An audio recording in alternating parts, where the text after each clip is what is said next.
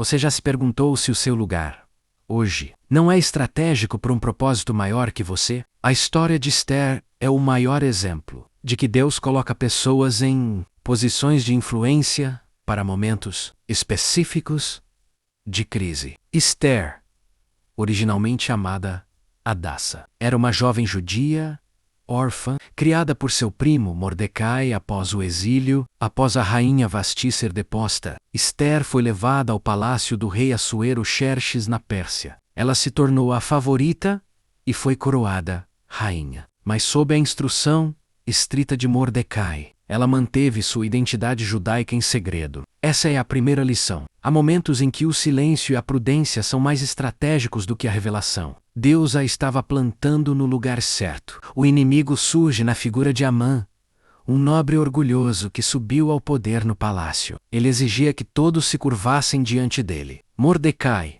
por sua fé e convicção, se recusava a se curvar. A recusa de um homem foi suficiente para Amã sentir ódio não só de Mordecai, mas de todo o seu povo. Amã era a personificação do ódio cego e da inveja. Amã, então, elaborou um plano maligno. Ele convenceu o rei a emitir um decreto irrevogável que determinava a aniquilação de todos os judeus em todo o império. Em um dia específico, o decreto foi assinado com o selo do rei e enviado a todas as províncias. A morte era certa. Mordecai, ao saber do decreto, rasgou suas vestes, cobriu-se de saco e cinza e chorou amargamente. A notícia chegou a Esther no palácio. Inicialmente, ela estava protegida pelo luxo e pelo isolamento da realeza. Mas Mordecai enviou-lhe uma mensagem poderosa que cortou seu conforto. Não imagines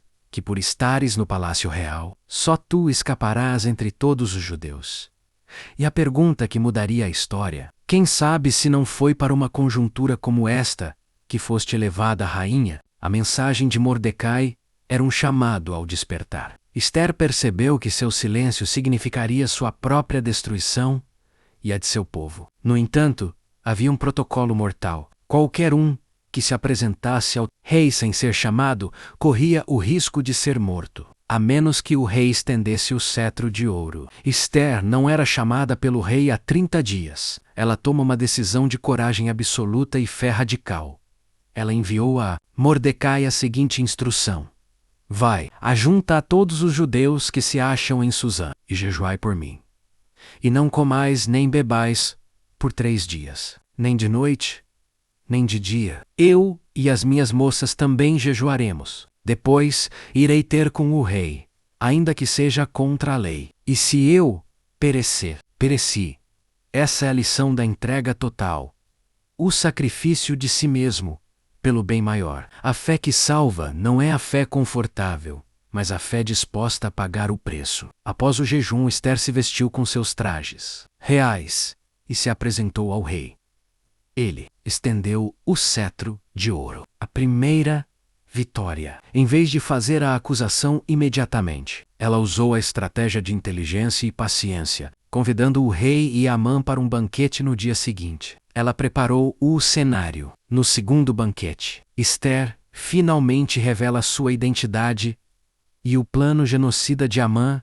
O rei, tomado pela fúria, ordenou que Amã fosse enforcado, na mesma forca que ele havia preparado para Mordecai. A justiça foi servida de forma perfeita. O vilão foi destruído pela sua própria armadilha. Em vez de anular o decreto, o que não era permitido pela lei persa, o rei emitiu um novo decreto, dando aos judeus o direito de se defenderem de seus inimigos. A ameaça de morte se transformou em autorização para a vitória. O posicionamento de uma única pessoa, Esther, salvou toda uma nação. A sua vida, seus talentos e até mesmo seus momentos de dificuldade têm um propósito. Você não está onde está por acaso. A pergunta de Mordecai é a pergunta de Deus para você. Quem sabe se não foi para uma conjuntura como esta que foste elevada? Seu silêncio pode ser mortal, mas sua voz na hora certa pode liberar a salvação para muitos. Deixe nos comentários